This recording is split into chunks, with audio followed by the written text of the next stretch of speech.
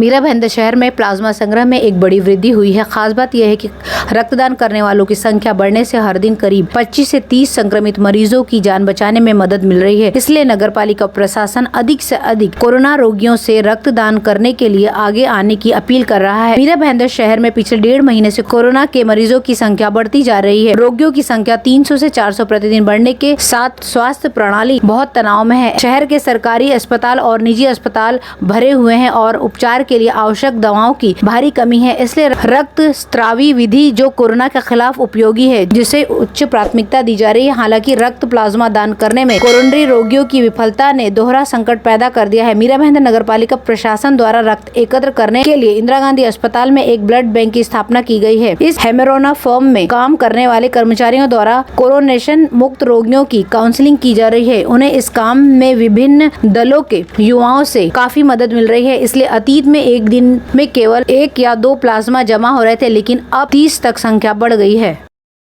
वैश्विक महामारी कोविड-19 के बढ़ते संक्रमण से जहां सभी भयभीत है, वहीं इन दिनों सड़कों पर 24 घंटे दौड़ रही एम्बुलेंस व उसके सायरन की तेज कर्कश आवाज से भी दहशत व ध्वनि प्रदूषण फैल रहा है। शिवसेना के ठाणे उप जिला प्रमुख व मान विधानसभा सतारा के संपर्क प्रमुख शंकर विरकर ने पुलिस आयुक्त सदानंद दाते को पत्र लिखकर इस कोरोना काल में एम्बुलेंस के सायरन के संदर्भ में दिशा निर्देश या गाइडलाइन बनाने की मांग की है। विरकर ने अपने पत्र में कहा कि किसी भी गंभीर मरीज को शीघ्र अस्पताल पहुंचाने या मरीज को उसके घर से अस्पताल ले जाते समय ट्रैफिक जाम या सिग्नल बंद रहने की परिस्थिति में मार्ग खुला करने के लिए एम्बुलेंस का सायरन बजाने का नियम है। वर्तमान में कोरोना महामारी के संक्रमण की रोकथाम के लिए सर्वत्र संचार बंदी लागू की गई है, जिससे सुबह 11 बजे के बाद सड़कों पर किसी प्रकार के ट्रैफिक जाम की परिस्थिति नहीं रहती है। वह सड़कें अधिकांश खाली हो जाती हैं। इसके बावजूद एम्बुलेंस की गाड़ियां लगातार तेज सायरन बजाती हुई सड़कों से गुजरती हैं, जिससे घरों में रहने वाले अन्य डायबिटीज, ब्लड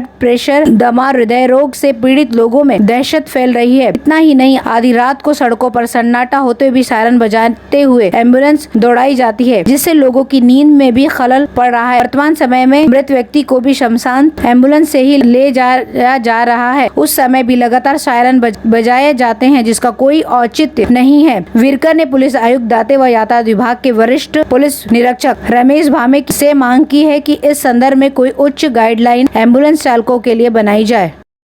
बिना किसी अनुमति के उत्तन क्षेत्र में अनधिकृत निर्माण के लिए उत्तन पुलिस स्टेशन में भाजपा पदाधिकारी शालू सुल्तान शेख के खिलाफ MRTP के तहत मामला दर्ज किया गया है। उत्तन क्षेत्र में शेख ने मीरा भाईंदर नगर पालिका से बिना किसी अनुमति के अनधिकृत निर्माण किए थे। नगर पालिका की एक टीम को शिकायत मिलने के बाद पिछले सप्ताह अनधिकृत निर्माण को बुलडोजर चलाकर ध्वस्त कर दिया गया था। हालांकि अनधिकृत बिल्डर के खिलाफ कोई कार्रवाई नहीं करने के लिए शेख की आलोचना की जा रही थी। आखिरकार NMC सहायक आयुक्त संजय ढोंडे की शिकायत पर उत्तन पुलिस ने शेख के खिलाफ MRTP के तहत मामला दर्ज किया है।